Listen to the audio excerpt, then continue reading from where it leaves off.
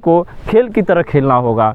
यदि आप खेल को खिलवाड़ की तरह यदि लेते हैं तो जीवन में आपको खेल भी खिलवाड़ की तरह ले जाएगा। आप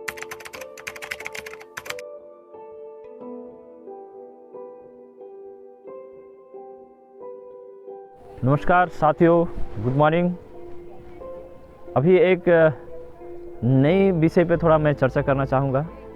अभी सुनने में आया है क्या कुछ लोगों की एक हो सके तो संदेह उनके माइंड में चल रहा है।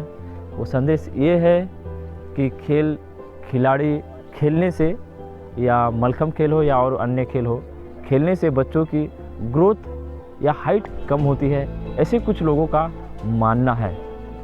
मैं कहता हूँ कि ये 1000% गलत है और ये असत्य है। इसका कारण यही है कि मैं आपके सामने खड़ा हूँ। मैं मनोज प्रसाद, मैं क्लास तीसरी में जब मैं पढ़ता था 2003 में, उस समय से मैं एथलेटिक्स खेल को खेल रहा हूँ। और मैं 2007 में जब मेरी थोड़ी सी उम्र हो गई थी, उस समय से मैं बहुत ज़्यादा वेट ट्रेनिंग कर रहा था, क्योंकि 400 मीटर और 800 मीटर के लिए हमारे स्टेमिनर्स के लिए, पावर्स के लिए, पैर की पावर के लिए बहुत ज़्यादा वेट ट्रेनिंग करना होता है। तो मैंने अपने जीवन में बहुत ज़्यादा वेट ट्रेनिंग की है और मेरी हाइट ज़्यादा नहीं 5 फुट 6 इंच की है। इसका कारण ये भी है कि हाइट ये पूरा जेनेटिक्स है। ये हमारे पेरेंट्स के ऊपर डिपेंड करता है कि उनकी ग्रोथ क्या है और उनकी हाइट क्या है, उनकी जेनेटिक्स क्या है, उसके ऊपर पूरी हाइट का ही डिपेंड करता है।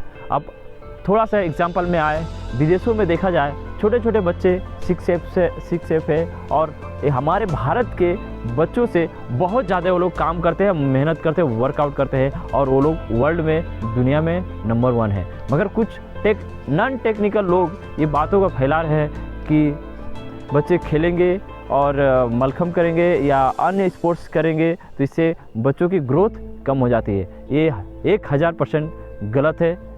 इसको जो भी ये लोग फैला रहे हैं ये एकदम गलत बात है।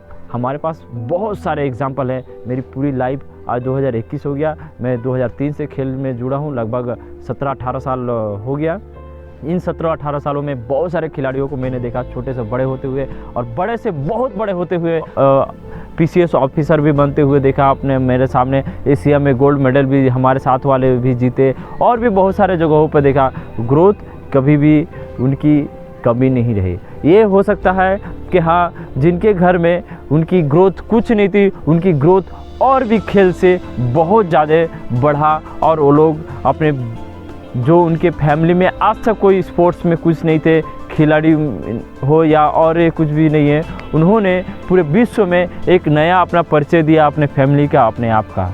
तो भाई, खेल ये चीज़ है कि आपको सर्वश्रेष्ठ, इस दुनिया में सर्वश्रेष्ठ जगह पर ले जा सकता है। मगर आपको खेल को खेल की तरह ले जाना है, खेल को खेल की तरह खेलना है। आपको ऐसे ऐसे जगहों पे ले जाएगा, आप यकीन नहीं कर सकते हैं। सपना बर्मन जो एशिया में गोल्ड मेडल जीती, और भी बहुत सारे खिलाड़ी हैं, उन्होंने अपने जीवन में बहुत ही कामयाबियों को आगे लेके गए और भारत के लिए बहुत सारे मेडल जीते, अपने माँ बाप का नाम रोशन किए हैं।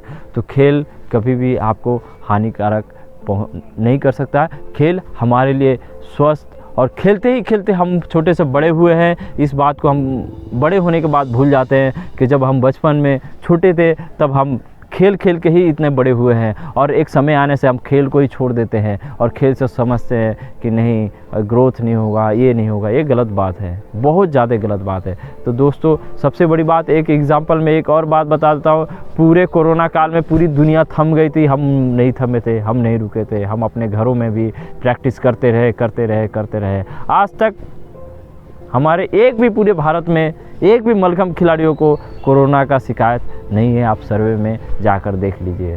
तो इतने बड़े बड़े बीमारी भले कितने भी आ जाए, मगर खिलाड़ी और मेहनत करने वालों को कभी भी कोई भी प्रकार का बीमारी टच जल्दी नहीं करेगा। हो सके तो कोई जेनेटिक्स से बीमार है या उनको कोई प्रॉब्लम है, उन्हीं बच्चों को थोड़ा बहुत दिक्कत आता है, नहीं तो खिलाड़ी को कभी भी बहुत बड़ा बीमारी कभी टच नहीं कर सकता है।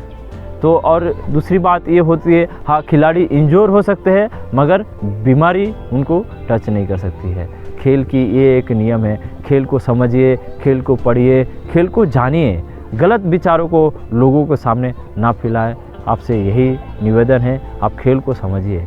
और विदेशों को लोगों को देखिए, 1 साल के बच्चे स्विमिंग कर रहे हैं, 4-5 साल के बच्चे समुद्रों में तैर रहे हैं। सब को इमेजिन कीजिए वो लोग किस लेवल पे है और हम कहाँ जा रहे हैं, हमारे बच्चों को कहाँ हम पहुँचा रहे हैं। उसको थोड़ा सा ध्यान दीजिए, उनके साथ अपने आप को थोड़ा सा कंपेयर कीजिए। हमारा भी जेनेटिक्स, हमारा भी ये भारत के युवा, हमारे भी बच्चे उनसे बहुत ज़्यादा टैलेंटेड है, मगर हम और सिर्फ ये सोच के डर जाते हैं, इतना बड़ा खंबा है, गिर जाएगा, हाथ टूट जाएगा, पैर टूट जाएगा, ये हो जाएगा। मगर अभी बता रहा हूँ 4 साल हो गए, हमारे एक भी बच्चों को किसी भी प्रकार का इंजरी नहीं हुआ। हो सकता है यदि थोड़ा बहुत लग सकता है, मगर इंजरी कभी नहीं हो सकता है। अभी 8 फीट 9 फीट से हमारा पूरा मलखम खेल होता है। हमारे बच्चों की आज तक मैंने किसी को बहुत ज़्यादा इंजरी होते हुए नहीं देखा।